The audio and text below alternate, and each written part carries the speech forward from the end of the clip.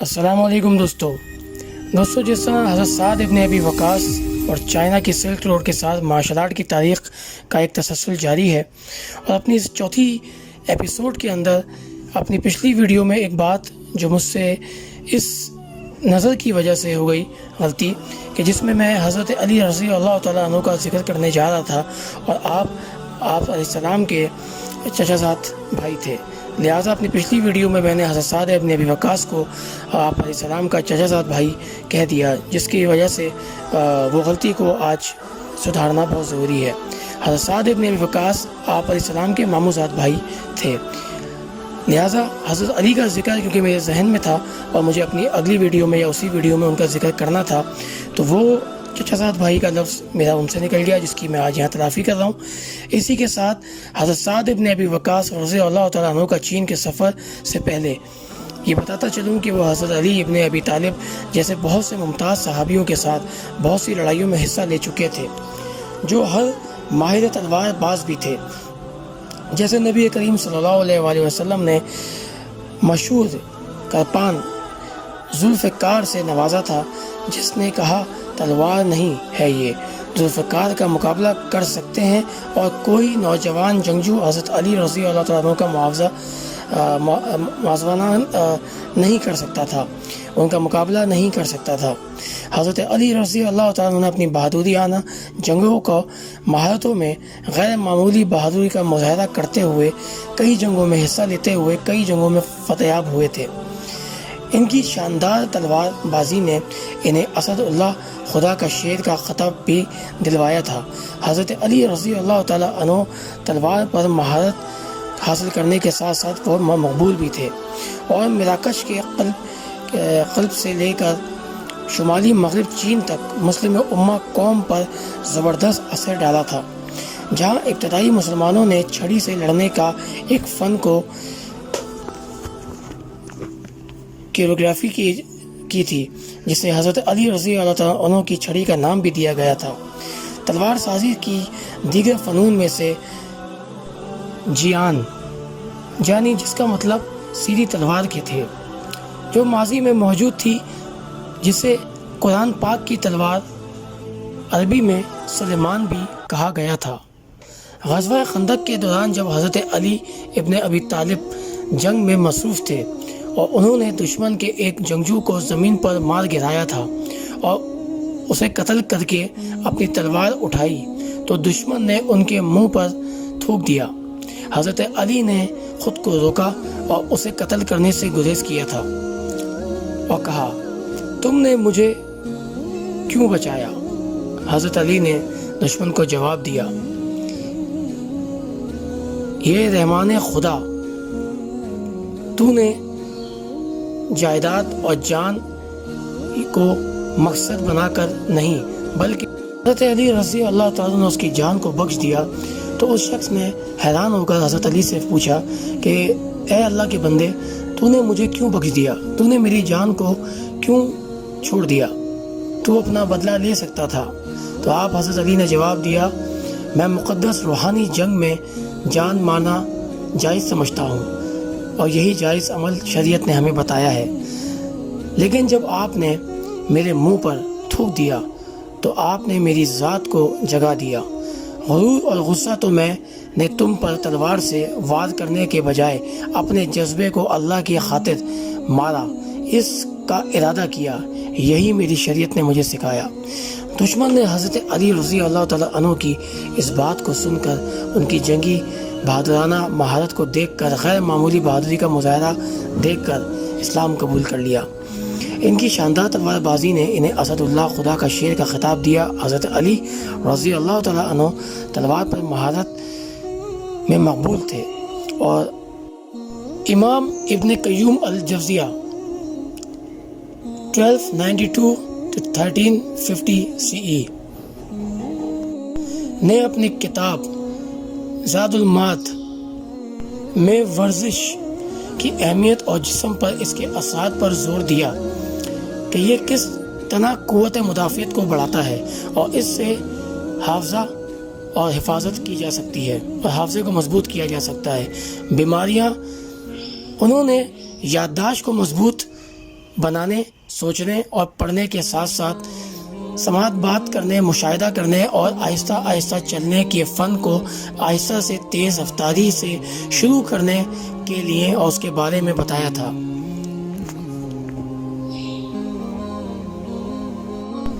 اسی کے ساتھ خوشی، غم، صبر، استقامت، غور و فکر، درگزر، تقوی اور ہمت کے معاملے میں نفس کے نظام و نظم و ضبط کو بنانے کے لیے خاص تذکرہ کیا تھا۔ یہ تمام مشقوں میں قابل تعریف عناصر اس طرح آشنائی فلسفانہ تعلیمات کے مرکز میں پائے جاتے ہیں جو آج مارشل آرٹ کی بنیاد بتانے میں آپ تمام لوگوں کے سامنے پیش کیے جاتے ہیں۔ جیسے کہ ہم انہیں آج جانتے ہیں، 8ویں صدی عیسوی کے دوران سن تزو کی چینی military classic art of war کو جاپانی سامورائی جنگجوؤں نے گہری دلچسپی سے پڑھا، جو اصل میں بوکن نامی تربیتی تلوار میں تبدیل ہونے سے پہلے اصلی بلیڈ تلواروں کے ساتھ سیکھے گئے تھے، جس کا وزن ایک جیسا تھا اور توازن اور سرخ بلوٹ کے بنائے سوائے کے حساب سے بنائی گئی۔ اس کے لیے یہ بھی مخالف کو شدید زخمی کرنے میں کام آتا تھا۔ جاپانی تلوار سازی کے دوران خصوصی رسمی رسومات اور صدیوں سے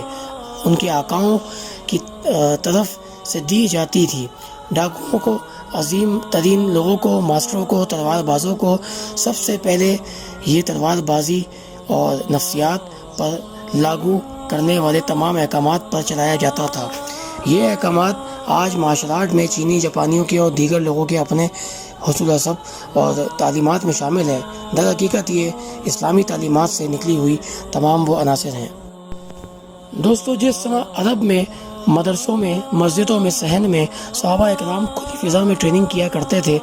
وہ نظام کسی نہ کسی شکل میں بدلا نہیں بلکہ آگے پہنچا۔ تاہم چین میں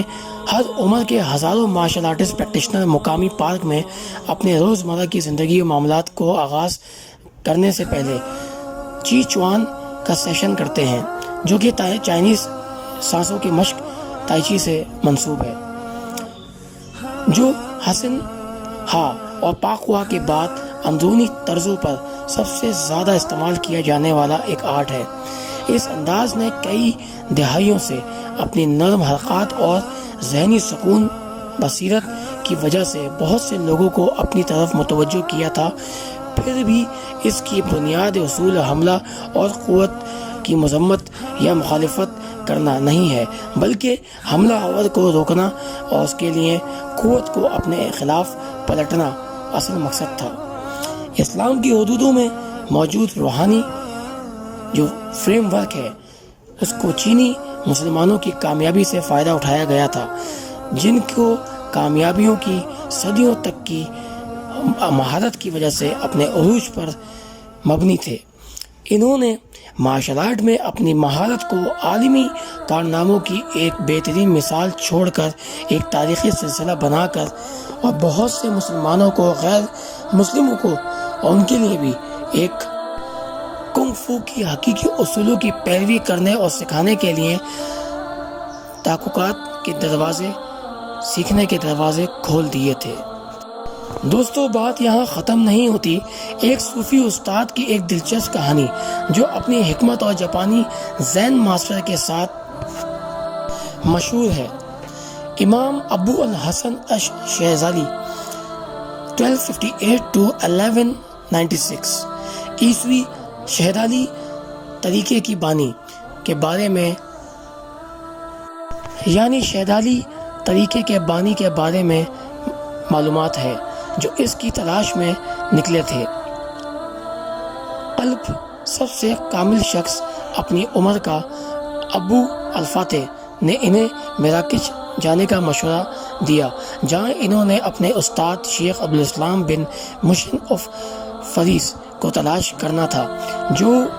جبل پہاڑ علم کے روف میں اعتکاف میں رہتے تھے، یعنی پہاڑوں میں خاموش رہتے تھے اور وہیں اپنی خاموش مشقیں کیا کرتے تھے۔ جب ایش شیرازی کی پہلی مرتبہ ماسٹر ابن مشن سے ملاقات ہوئی تو انہوں نے انہیں غسل یا اس سے زیادہ وضو کرنے کا کہا۔ جب انہوں نے ایسا کیا تو ماسٹر ابن مشن نے ان سے دوبارہ غسل کرنے کو کہا۔ یہ تیسری بار نہیں ہوا تھا کہ آخرکار شہدالی کو سمجھ آ گئی اور کہا، میں اپنے آپ کو تمام سابقہ علم سے سیکھنے سے صاف کرتا ہوں۔ امام شہدالی کو ولی کی روحانی روشنی کو قبول کرنے سے پہلے اپنے ذہن کو سابقہ علم کی رکاوٹ سے خالی کرنا پڑا۔ اس طرح حکمت کی مثال ایک ایسے عالمی شخص سے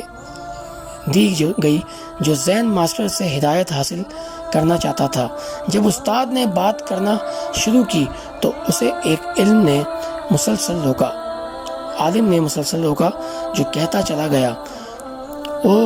ہاں، میں یہ پہلے ہی جانتا ہوں۔ ماسٹر صاحب نے تکمیل سے بات سنی اور آخرکار چائے پینے کا مشورہ دیا۔ اس کے بعد ماسٹر نے چائے کو اپنے مہمان کے کپ میں ڈالا اور اس وقت تک اڑیلتے گئے جب تک کہ وہ بہہ نہ گیا۔ پھر آگے سے جواب دیا، کافی ہے، رک جائیں۔ عالم نے کہا، ماسٹر، میرا پیالہ پہلے ہی بھرا ہوا ہے۔ در حقیقت ماسٹر نے کہا، اس کا مطلب میں یہی سکھانا چاہتا تھا کہ آپ کا دماغ آپ کی اپنی رائے اور قائس آرائیوں سے بھرا ہوا ہے، لہٰذا اگر آپ پہلے اپنا کپ خالی نہیں کرتے تو آپ میرے چائے کے کپ کو چکھنے اور اس کی توقع کیسے کر سکتے ہیں؟ اپنی زندگی کے آخری ایام میں ابو حسن انشدانی کی بینائی کمزور پڑنے لگی تھی۔ وہ دھیرے دھیرے اپنی بینائی کھو رہے تھے، لیکن انہیں المنصوری کی لڑائی کے وقت فرنٹ لائن میں لڑنے کا نہیں روکا گیا اور انہیں اس میں شامل کیا گیا۔ 1250 میں فرانس کے بادشاہ لوئس کے قیادت میں صلیبی افواج نے مصر پر جب حملہ کیا تھا، اس وقت ان کی عمر تقریباً 54 سال تھی، 54 ایئرز۔ جنگ کے دن انہوں نے شیخ ابو الحسن اپنے بہترین گھوڑوں پر سوار ہوئے اور ایک مریدین طلبہ کو اس کی تلوار سونپی۔ جب ان کے ہاتھ میں تلوار تھی تو انہوں نے دوسرے طالب علم کے دائیں ہاتھ میں تلوار اور بائیں ہاتھ میں تلوار لے کر وہ جنگ میں نکلے۔ بعد میں جب ان سے پوچھا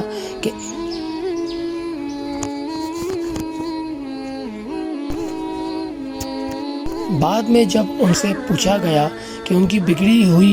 نظر کے پیش نظر وہ جنگ میں کیسے سوار ہو سکتے تھے اور میدان جنگ میں اس قدر باعزت بری ہو کر واپس کیسے لوٹ سکتے تھے، تو انہوں نے جواب دیا کہ دل کی طرف اشارہ کرتے ہوئے کہا کہ اگر دل کی آنکھ صاف دیکھتی ہے تو میری آنکھوں کی کیا ضرورت ہے۔ ان کا ویژن ایسا ہی تھا۔ فرانس کے بادشاہ لوئس اعلیٰ فوجی طاقت کے باوجود ہار گیا اور اپنی بہت سی جرنیلوں کے ساتھ جنگ میں پکڑا گیا۔ انسانی جسم کی حالات کا فوری جواب دینے میں مدد کرنے کے لیے جاپانی مارشل آرٹ پریکٹیشنر کے ذہن